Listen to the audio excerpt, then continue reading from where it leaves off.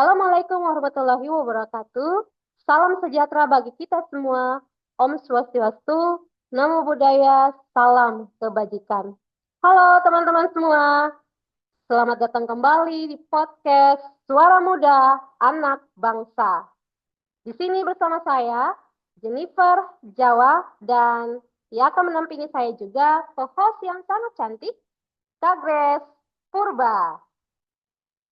Halo Kak Jen, senang sekali nih bisa menyapa Kak Jen dan teman-teman kita yang lainnya yang ada pada podcast kita kali ini ya Kak. Hari ini kita akan membahas topik apa nih Kak? Yang pasti topiknya itu yang sangat penting ya Kak, yang sangat krusial, yaitu tentang kontribusi pemuda dalam politik nih Kak. Ya, seringkali kita dengar pemuda itu apatis. Benarkah pemuda itu apatis? Atau justru ada potensi besar yang belum tergali? Nah, untuk membedah ini secara singkat namun padat, kita sudah kedatangan tiga narasumber hebat. Dan mari kita mulai. Di segmen pertama ini, kita akan mencari tahu mengapa banyak pemuda yang terkesan apatis terhadap politik. Untuk itu, sudah ada bersama kita narasumber yang pertama, Kalintang Syuhada. Halo, Kalintang. Hai, halo, halo.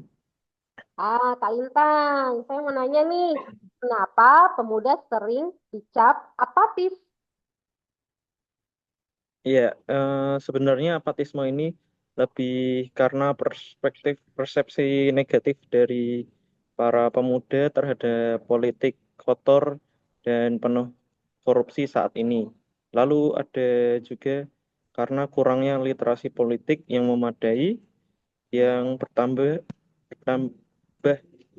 faktor dalam banyaknya tidak paham sistem dan dampak dari politik tersebut. Lalu yang ketiga, minimnya representasi dari pemuda di ranah politik yang membuat mereka merasa suara mereka tidak didengar. Lalu yang terakhir, adanya banyak misinformasi di media sosial yang membuat para pemuda bingung dalam mengetahui apa saja yang ada di bidang politik dan mereka enggan terlibat lebih jauh di dalam politik tersebut. Oh, jadi Kak Lintang ini bukan murni tentang ketidakpedulian ya Kak, tapi lebih kompleks karena lingkungan politik dan informasi yang ada ya Kak. Ya, tepat sekali. Memahami dari akar masalah ini penting untuk mencari solusi. Terima kasih Kalintang untuk penjelasannya yang singkat, padat, dan jelas. Ya, sama-sama. Oke nih Kak, sekarang kita beralih nih Kak ke sisi positifnya. Apa aja potensi luar biasa yang dimiliki pemuda dalam politik? Kita sudah bersama narasumber kedua nih Kak, yaitu ada Kak Eka Novita Saring Nitias. Halo Kak Eka. Halo, jadi potensi pemuda dalam hal politik itu yang pertama sebagai agen of change atau agen perubahan.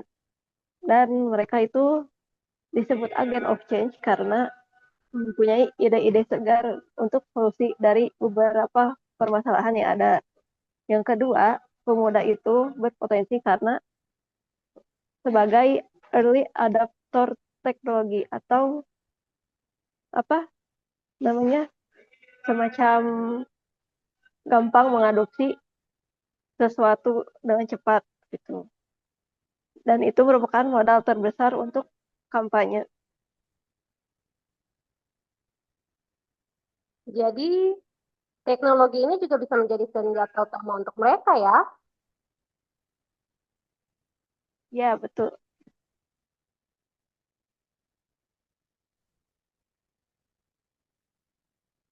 Teknologi ini bagi pemuda karena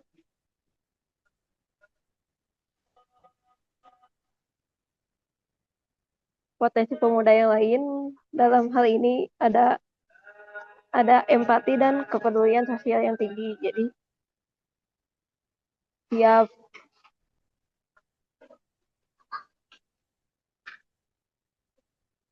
yang kelima karena mereka juga termasuk pada mayoritas demografi di Indonesia. Dan terakhir mereka itu cenderung objektif dalam permasalahan sehingga tiap ada permasalahan yang ada selalu tidak mengandalkan perasaan saja gitu.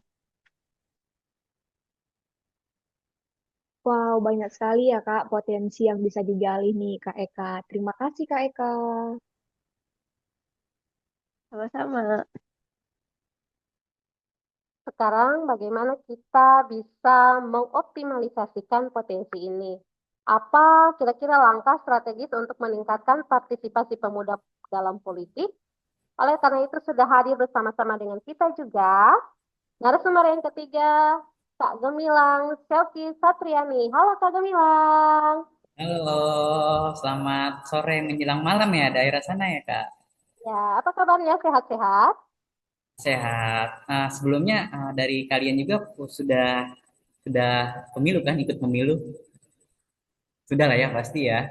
Ya, Sudah. Nah, oh iya, terima kasih ya untuk pertanyaan tadi. Nah, yang pertama ini kita bagaimana bisa melakukan revitalisasi pendidikan politik ya Kak, yang relevan dan praktis dan bukan hanya sebuah teori saja gitu kan. Dan terus juga bagaimana juga kita mengajarkan politik bisa mempengaruhi kehidupan mereka ini, para Gen Z atau para pemuda-pemuda ini.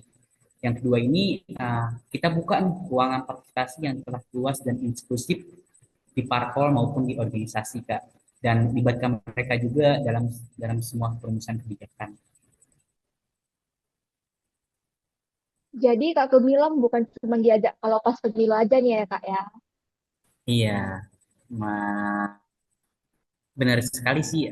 Yang ketiga juga tuh kita uh, bisa manfaatkan teknologi secara cerdas gitu kan. Ajak politisi dan lembaga untuk bisa berkomunikasi lewat platform digital itu kan, yang relevan dengan para pemuda. Mungkin bisa Instagram, bisa Twitter, dan bisa sebagainya gitu kan. Bisa mengajak-ngajak pemuda. Dan keempat juga bagaimana bisa mendorong kemunculan dari role model politik di kalangan pemuda, dan ini akan menginspirasi juga ya, menginspirasi juga. Dan terakhir juga hapus juga stigma negatif terhadap politik gitu kan.